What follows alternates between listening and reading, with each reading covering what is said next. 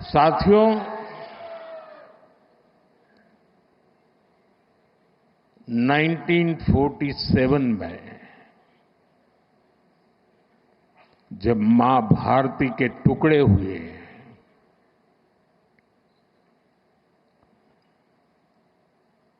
कटनी चाहिए थी तो जंजीरें, लेकिन काट दी गई भुजाएं।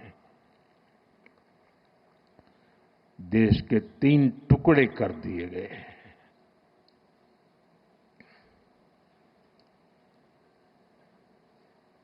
और उसी रात पहला आतंकवादी हमला कश्मीर की धरती पर हुआ।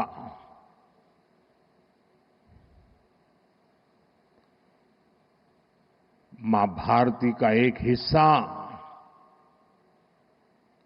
आतंकवादियों के बलबूते पर, मुजाहिदों के नाम पर पाकिस्तान ने हड़प ले लिया।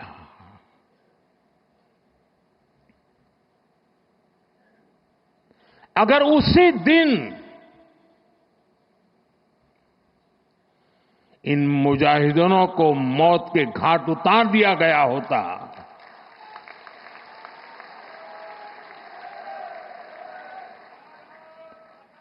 और सरदार पटेल की इच्छा थी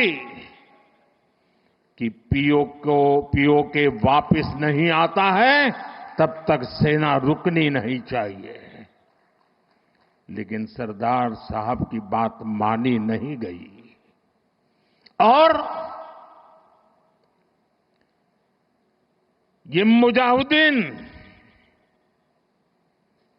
जो लहू चख गए थे, वो सिलसिला 75 साल से चला है। पहलगाम में भी उसी का विकृत रूप था। 75 साल तक हम झेलते रहे और पाकिस्तान के साथ जब युद्ध का नौबत आई, तीनों बार भारत की सैन्य शक्ति ने पाकिस्तान को धूल चटा दी।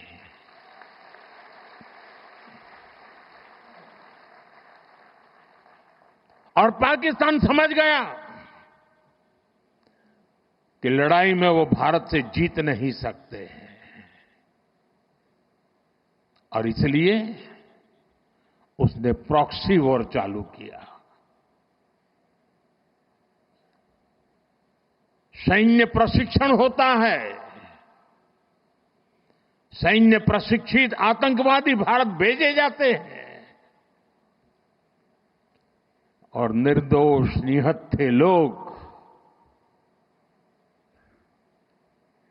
कोई यात्रा करने गया है, कोई बस में जा रहा है, कोई होटल में बैठा है, कोई टूरिस्ट बन के जा रहा है, जहां मौका मिला वे मारते रहे, मारते रहे, मारते रहे, और हम सहते रहे। आप मुझे बताइए, क्या ये अब सहना चाहिए? क्या गोली का जवाब गोले से देना चाहिए? ईंट का जवाब पत्थर से देना चाहिए? ये कांटे को जल मुर्द से उखाड़ देना चाहिए?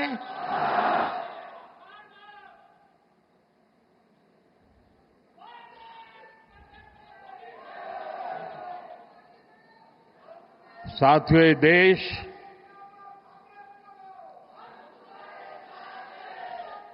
उस महान सांस्कृतिक परंपरा को लेकर के चला है, वसुधैव कुटुंबकम। ये हमारे संस्कार है, ये हमारा चरित्र है, सदियों से हमने इसे जिया है। हम पूरे विश्व को एक परिवार मानते हैं। हम अपने पड़ोसियों का भी सुख चाहते हैं, वे भी सुख चैन से जिए, हमें भी सुख चैन से जीने दे।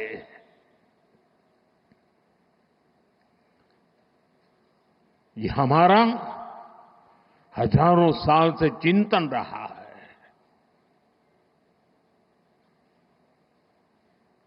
लेकिन जब बार बार हमारे सामर्थ्य को ललकारा जाए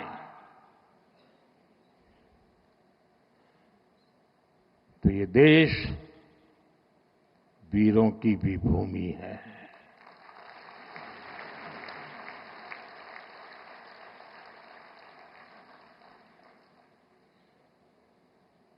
आज तक जिसे हमें प्रॉक्सी वॉर कहते थे,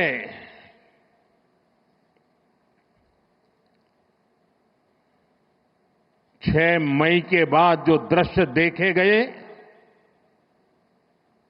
उसके बाद हम इसे प्रॉक्सी वॉर कहने की गलती नहीं कर सकते हैं। और इसका कारण है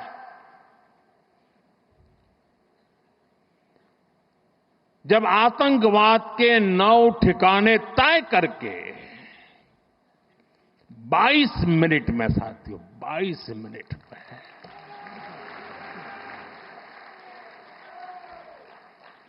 उनको ध्वस्त कर दिया।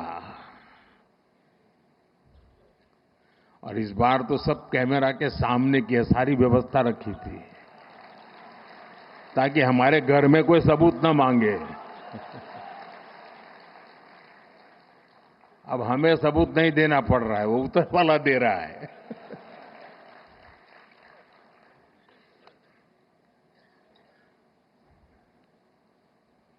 और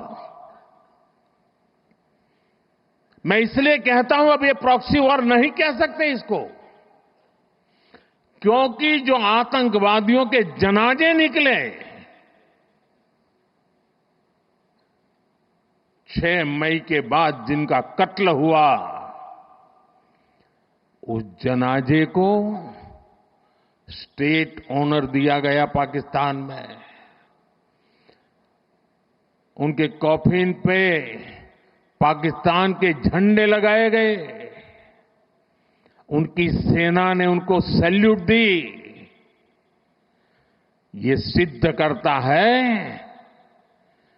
कि आतंकवादी गतिविधि प्रॉक्सी वॉर नहीं है, ये आपकी सोची समझी युद्ध की रणनीति है।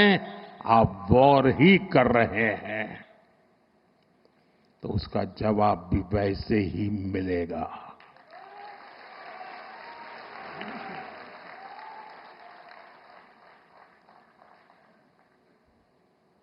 हम अपने काम में लगे थे, प्रगति के राह पर चले थे।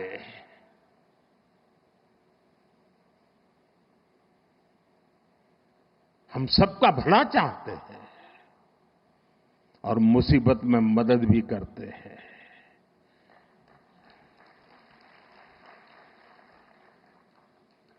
लेकिन बदले में खून की नदियां बहती है।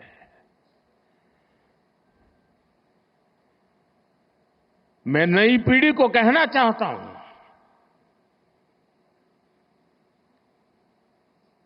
देश को कैसे बर्बाद किया गया है। 1960 में जो इंडस वाटर ट्रीटी हुई है, अगर उसकी बारीकी में जाएंगे तो आप चौंक जाएंगे। यहां तक तय हुआ है उसमें कि जो जम्मू कश्मीर की अन्य नदियों पर डैम बने हैं, उन डैम का सफाई का काम नहीं किया जाएगा, डिसिल्टिंग नहीं किया जाएगा। सफाई के लिए जो नीचे की तरफ गेट है वो नहीं खोले जाएंगे। 60 साल तक ये गेट नहीं खोले गए और जिसमें 100% पानी भरना चाहिए था, धीरे धीरे इसकी कैपेसिटी कम हो गई, 2%, 3% रह गया। क्या मेरे देशवासियों को पानी पर अधिकार नहीं है क्या? उनको उनके हक का पानी मिलना चाहिए, नहीं मिलना चाहिए क्या? और अभी तो मैंने कुछ ज्यादा किया नहीं है।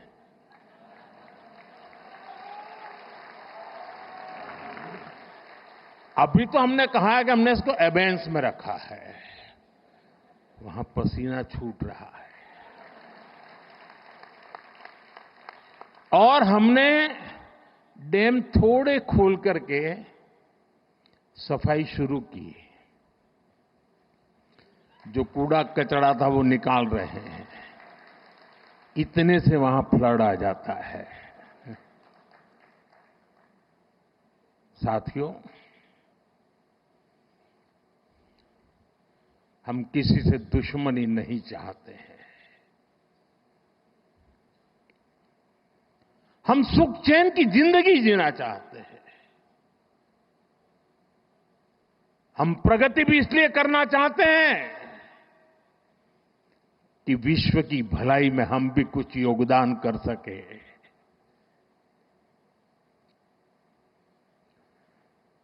और इसीलिए हम एक निष्ठ भाव से कोटि कोटि भारतीयों के कल्याण के लिए प्रतिबद्धता के साथ काम कर रहे हैं।